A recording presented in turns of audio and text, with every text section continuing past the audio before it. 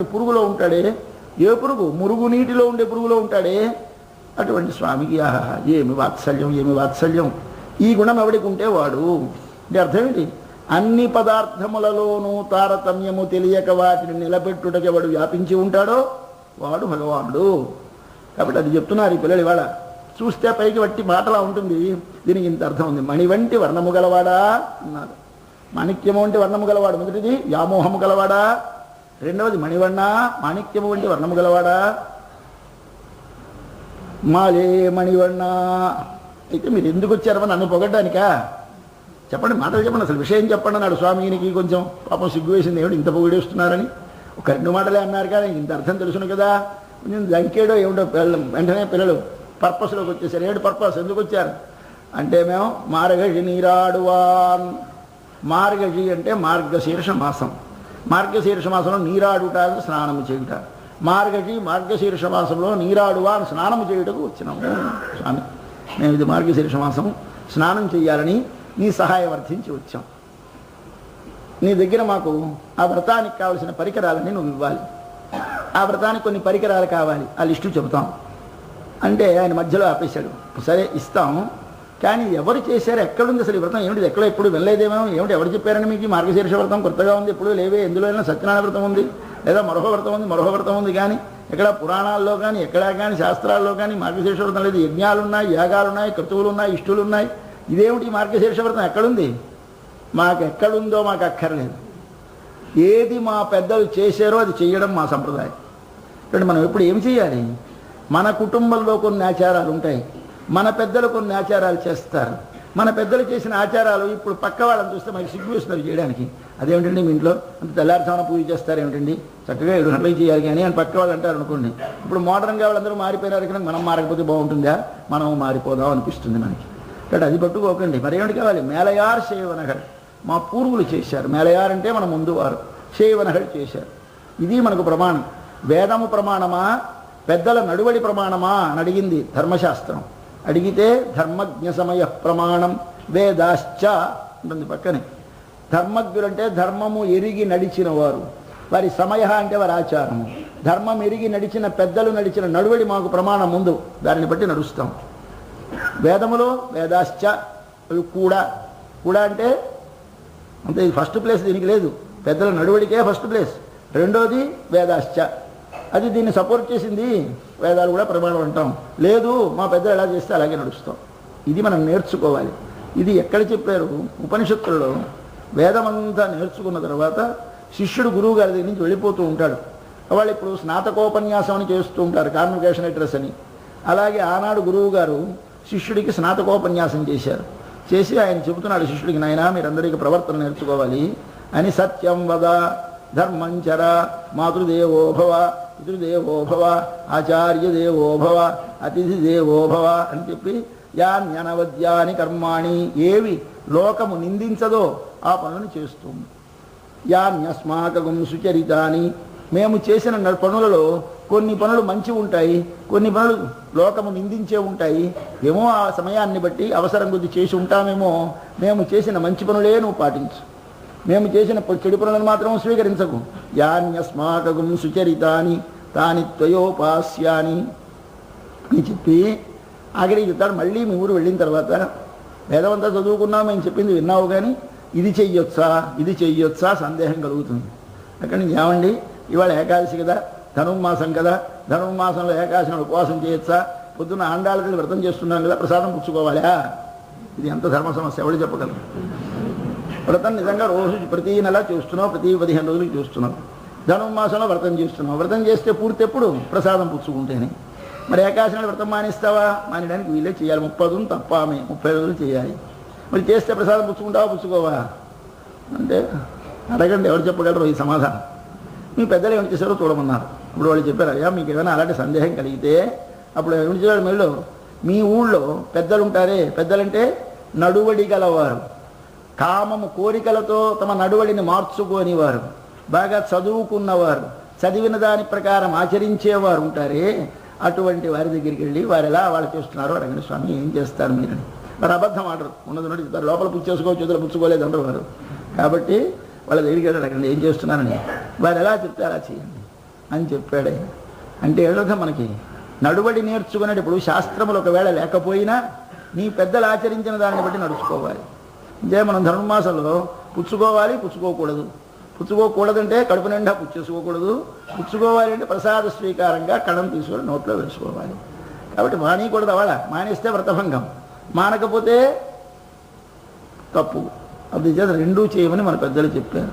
అంటే ఏకాదశి నాడు ఉపవాసం చేసిన వారు కూడా కొంతమంది నిర్జలోపవాసం అని చేస్తూ ఉంటారు. ఏం పచ్చి మంచినీళ్ళు కూడా పుచ్చుకోరు వారు. ఎందుకంటే చాలా ఉపవాసం అండి, ఏ ఉప్పు తీసుకోరు. అది తప్పు. వాళ్ళ భగవదారాధన చేస్తాం.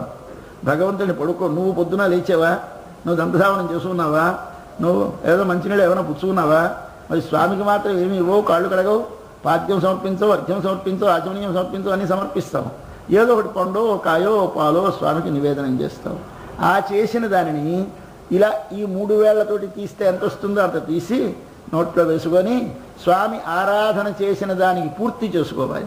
మనం ఆరాధన చేస్తే ఆరాధనకి పూర్తి ప్రసాద స్వీకారం.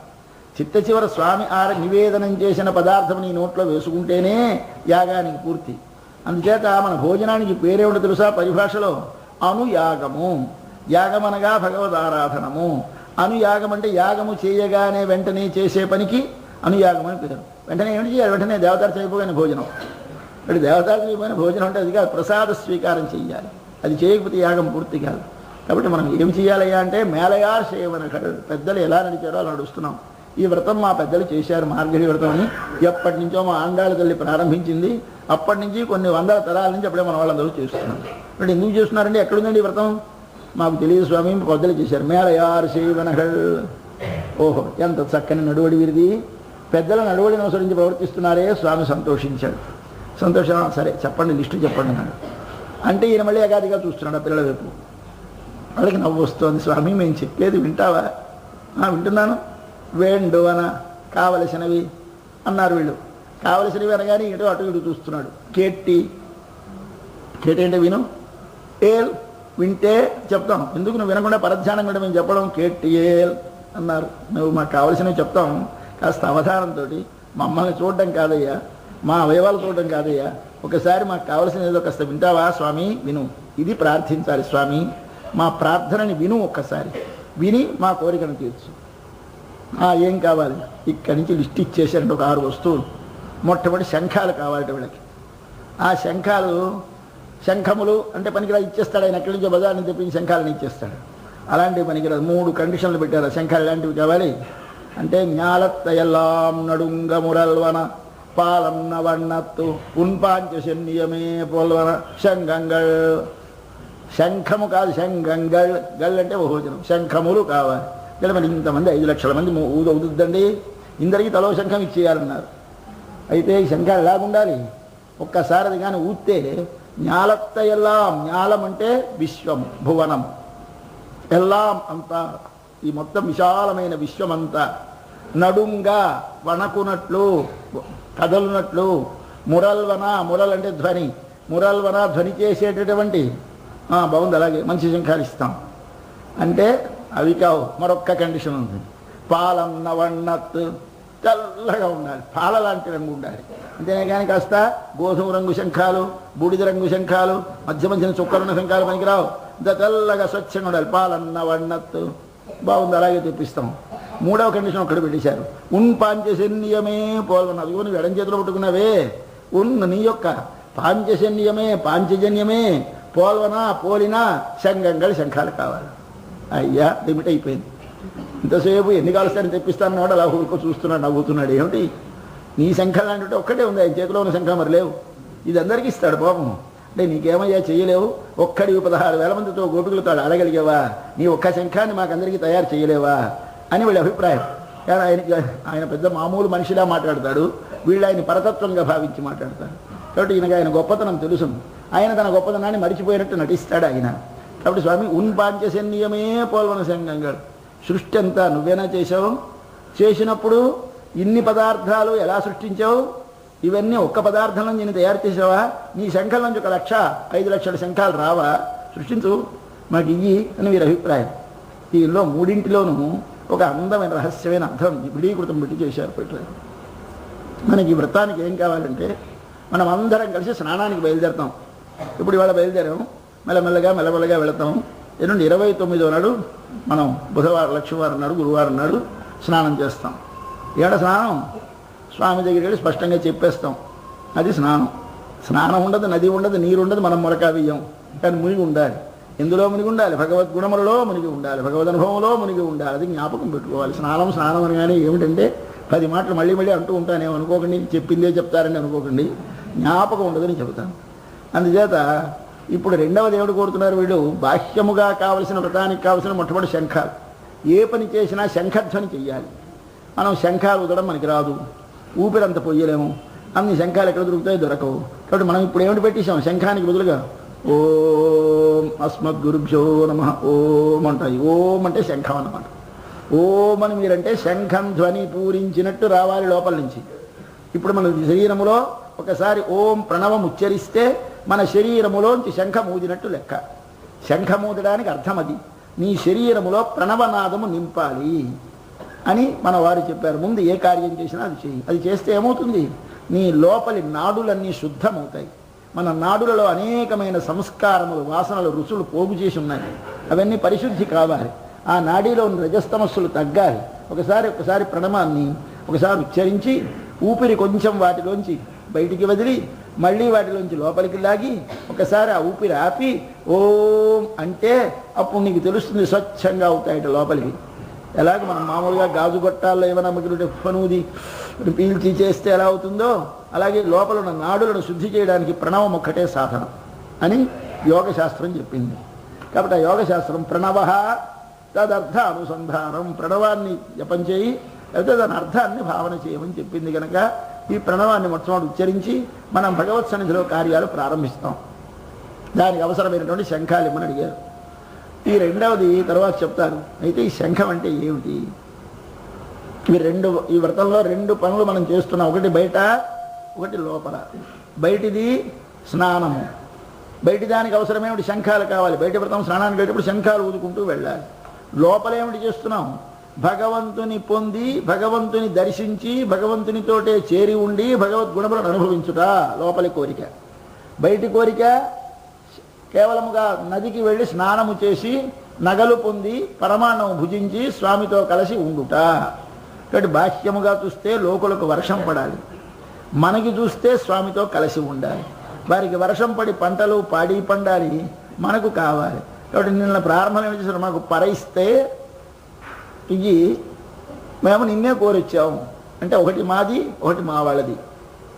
లోకులందరికీ పరై అనే వాద్యం ఇస్తే వర్షం పడుతుంది. మాకు నువ్వే కావాలి కనుక మేము నిన్నే కోరి వచ్చాము. లోకుల కోసమని మేము అడుగుతున్నాము పరై అనే వాద్యాన్ని. అంటే మనం ఎప్పుడైనా అడిగినప్పుడు నీ కోసమై భగవంతుడిని ఏది అడక్కు. నీ కోసం నువ్వు అడిగేది స్వామి నీవే కావాలి. లోకుల కోసం అడుగు, తప్పు లేదు. అయ్యా వారు సుఖంగా ఉండాలి, వీరు సుఖంగా ఉండాలి, లోకా సమస్తాః సుఖినో భవంతు. ఈ కోరిక తప్పు లేదు, కోరచ్చు. స్వామి నాకు సుఖంగా ఉంచు, మా వాళ్ళు పని నశించిపోవని కోరకపోయినా అస్తవాన మన గురించి సుఖం సుఖం సుఖం అనకూడదు. మరేమిటి? మనకెప్పుడు స్వామి కావాలి. స్వామి ఉంటే మనకి ఏమి లోపం ఉండి అన్నీ వాడే ఇస్తాడు మన దగ్గర ఉంటే. కాబట్టి వాడిని కోరు. ఇతరుల కోసం మాత్రం వారికి స్వామి అది చేయి, ఇది చేయి. సీతమ్మ తల్లికి తనను రక్షించుకోగలిగిన శక్తి ఆవిడకు ఉంది. ఆవిడ మహాపతివ్రత. ఆవిడ పాతివృత్యంతో రావణాసురుడు భస్మం అయిపోవాలంటే అయిపోతాడు, కానీ వాడు ఎప్పుడు దహించాలని సిద్ధపడలేదు తల్లి. అంటే తన రక్షణకి తన శక్తి ఉపయోగించుకోకూడదు. ఆవిడ వదిలేసి ఊరుకుంది. తర్వాత ఆంజనేయ స్వామి తోకకి నిప్పండించేశాడు ఆయన. ఆ రాక్షసుడు వచ్చి చెప్పారమ్మా, ఇందాక నీతో మాట్లాడిన ఎర్రమూతి కోతి ఉన్నదే, ఆ కోతి తోకకి నిప్పంటించి ఊళ్ళో తిప్పుతున్నారమ్మా అని చెప్పింది. ప్రాణం పోయినట్టు అయిపోయింది ఆవిడ.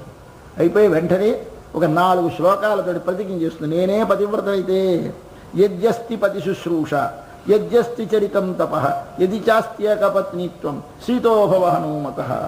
నేనే పతివ్రతనైతే, నేనే రాముని శుశ్రూష మనసారా చేసిన దాన్నైతే, నేనే పతివ్రతగా రాముడు గుర్తిస్తే, సుగ్రీవుడి వచ్చిన విడిపించడమే ఖాయమైతే అని ఇలా 4 శ్లోకాల్లో కండిషన్లు పెట్టి, అలా అయితే ఆంజనేయ స్వామికి చల్లబడు చల్లబడు చల్లబడు. ఇంత పాతివృత్య మహిమ కలిగి అగ్నిహోత్రాన్ని చల్లబరచగలిగిన శక్తి కలిగిన తల్లి తన రక్షణకి తన శక్తిని ఉపయోగించుకోలేదు. అలాగే నువ్వు భగవంతుడి దగ్గరికి వెళితే నీతో మాట్లాడతాడు భగవంతుడు. స్వామి మాట్లాడుతున్నావు కదా నాతోటి, ఒకసారి నాకు ఏమైనా ఇస్తావా? ఇవ్వడం. ఇంకా నీకంటే ఇవ్వడం. అయ్యా వారికి ఇస్తావా? ఓ ఇస్తాడు. ఆంజనేయ స్వామి తోకకి చల్లబడమంటే చల్లబడ్డాడు, కానీ అగ్నిహోత్ర ఒక్కసారి ప్రజ్వలించి లంకను కాల్చివేయము అంటే కాల్చరు. ఇదే దేవుడి కోసం. ఇది ఎప్పుడు మనం భగవంతుడి వెళ్ళినప్పుడు స్వార్థం మరిచిపోవాలి, పరార్థం బయటికి రావాలి. పరార్థం అంటే నువ్వు చేసేది ప్రతి పని వాడి కొరకు, చేసే ప్రతి మాట వాడి వలన, చేసే ప్రతి తలంపు వాడి వల్లనే భావన కలగాలి. పరులకందరికీ శ్రేయస్సు కలగాలని కోరితే నువ్వు శ్రేయస్సుగానే ఉంటావు, కానీ నీ శ్రేయస్సే దృష్టిలో పెట్టుకో వెళ్ళకక్కడికి. వెళ్ళినప్పుడు నిన్నే కావాలి స్వామి, నువ్వే కావాలని ప్రార్థించు. ఇది నేర్పుతోంది మన ఆండాళ్ళ తల్లి. దానికోసమని అయ్యా మాకు కావలసినటువంటి ఏమిటి చెప్తాము, కానీ ముందేమిటి కావాలి? లోకానికి వర్షం పడడానికి మహోవ్రతం చేయాలి. దానికి పర అనే వాద్యం కావాలి, శంఖాలు కావాలి, పించాలి. లోపలేమిటి కావాలి? మన కోసం ఏమిటి కావాలి? మనము లోపల స్వామిని పొందడం మన కోరిక, కృష్ణునితో కలియాలి. వారికి అందరికీ వర్షము పడాలి. వర్షం పడడానికి స్నానం చేసిన తర్వాత ఊదడానికి శంఖాలు కావాలి. మేము కృష్ణుడిని పొందడానికి ఏమి కావాలి? శంఖములు కావాలి. శంఖం అంటే ఏమి? ప్రణవము. ప్రణవం అంటే ఓం అర్థం. ఓం యొక్క అర్థమేమో తెలుసా? ఆ, ఓ, ము అని 3 అక్షరాలు ఉన్నాయి అందులో. ఆ అంటే అన్ని అక్షరాలకి మొదటి అక్షరం, మొదట బయలుదేరిన అక్షరం ఆ. ఆలోంచే మొత్తం 52 అక్షరాలు వచ్చాయి. ఆయే, ఈ అయింది, ఊ అయింది, రు అయింది, అన్నీ ఆయే. కాబట్టి ఆ అనేది అన్ని అక్షరాలకి మొదటి అక్షరం. అన్ని పదార్థాలకి మొదటి ఉన్నవాడు ఎవడు? నారాయణుడు. అన్నిటికీ వెనకనున్నవాడు నారాయణుడు. అన్నిటికీ మొదటి ఉన్న అక్షరం ఆ. కాబట్టి ఆ ఈజ్ ఈక్వల్ టు నారాయణ. ఇప్పుడు ఎవరున్నారు? ఇద్దరే ఉన్నారు. ఒక వస్తువు, ఉన్న వస్తువు నారాయణుడు, ఉన్న అక్షరం ఆ. కాబట్టి ఆ అనేది ఆయన పేరు. ఇప్పుడు సర్వజగత్ కారణమైన ఆ అంటే రక్షించువాడు సంస్కృతంలో అర్థం. రక్షించేవాడైనా, రక్షించడం అంటే మనకు కలిగిన అరిష్టములను తొలగించుట, మనకు కలగవలసిన శుభములను ప్రసాదించుట. ఇది చేసేవాడెవడు? ఆయన. ఆ మూడవది, మనమందరం ఆయనకే చెంది ఆయన కొరకే సేవలు చేయువారు. మనం ఏ పని చేసినా వాడి కొరకే, వాడి కొరకే, వాడి కొరకే. ఇది ఆ.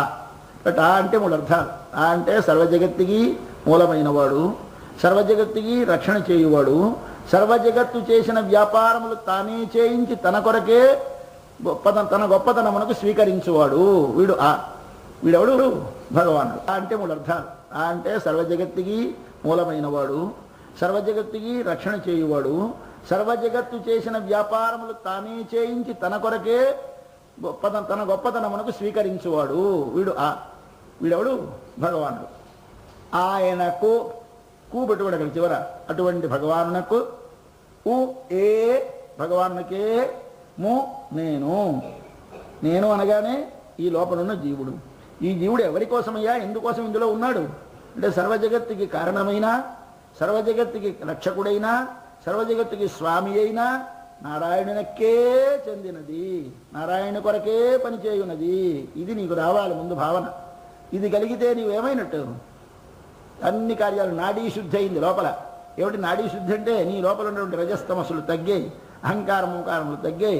కేవలం భగవంతునికి మనం చెందిన వారం, చేసే ప్రతి పని వాని వలన వాని కొరకే అన్న జ్ఞానం కలుగుతుంది. అది కలగాలి మనకి లోపల. ఇది కలిగితే కానీ నీకు భగవత్ ప్రాప్తి కలగదు. కాబట్టి మొట్టమొదటి కావాల్సినవి శంఖాలు. అక్కడ వ్రతానికి శంఖాలే, మనకు శంఖాలే. మన శంఖం అనగానే ఏమిటి జ్ఞాపకం పెట్టుకోవాలి? అనన్యార్హ శేషత్వము. అనన్యార్హ, అన్య అంటే భగవంతునికి తప్ప, అన్య వేరొకరికి, అర్హ తగని, శేషత్వం అనగా వాని కొరకే ఉపయోగపడుట. నేను ఎవరికి ఒకరి కొరకు కాదు, స్వామి కొరకే. మరి మీ ఆవిడికి సాయం చేస్తున్నావు, మీ నాన్నగారికి సేవ చేస్తున్నావు. నాన్నగారిగా నేను చేసేది పితాత్వం, మాతాత్వం, దయిత తనయస్త్వం, ప్రియ సుహృత్వమేవ త్వం బంధు, త్వమేవ మాతాచ పితాత్వమేవ. భగవద్గీతలో అర్జునుడికి జ్ఞానం వచ్చింది విశ్వరూపం చూసినత. స్వామి తండ్రి, త్వమేవ మాతాచ పితాత్వమేవ త్వమేవ బంధు. ఎవరు? అన్నీ నువ్వే. ఇప్పుడు మనం చేసే తండ్రికి చేసే సేవ ఎవరికి చేస్తున్నాం? స్వామికి. తల్లికి చేసే సేవ ఎవరికి చేస్తున్నాం? ఆయనకి. బంధువులకు చేసే సేవ ఎవరికి చేస్తున్నాం? ఆయనకి. కాబట్టి అన్నీ ఆయన. ఈ అన్నిటిలో ఆయన లేడా? తండ్రి అని పిలిచే శరీరము కలిగిన వ్యక్తి లోపలున్న జీవుని లోపల నా నారాయణుడు ఉన్నాడు. తల్లి అని పేరుతో పిలిచే వ్యక్తి యొక్క శరీరములోనున్న జీవునిలో నా నారాయణుడు ఉన్నాడు. బంధువని పిలిచే శరీరములోనున్న జీవునిలో నారాయణుడు ఉన్నాడు. అంటే నువ్వు బంధువుకు సేవ చేస్తే ఎవరికి చేసినట్టు? నారాయణుడికి. అంటే నువ్వు ఎవరికి చేసినా ఎవరికి చేస్తున్నావు? నారాయణుడికి. అంటే నువ్వెవరికయ్యా నీవు చేసే ప్రతిమని అర్పిస్తున్నావు? ఆ లోపల ఉన్న వాడికి అర్పిస్తున్నాను. ఇది ముందు కలగాలి. కృష్ణుని పొందాలి అంటే మొట్టమొదటి కలగవలసింది అనన్యార్హ శేషత్వ జ్ఞానము. అనన్యార్హ వేరొకరికెవరికి నేను చెందుటకు తగని శేషత్వ నేను చేయు ప్రతి పని వాని వలన వాని కొరకే చేయువాడనని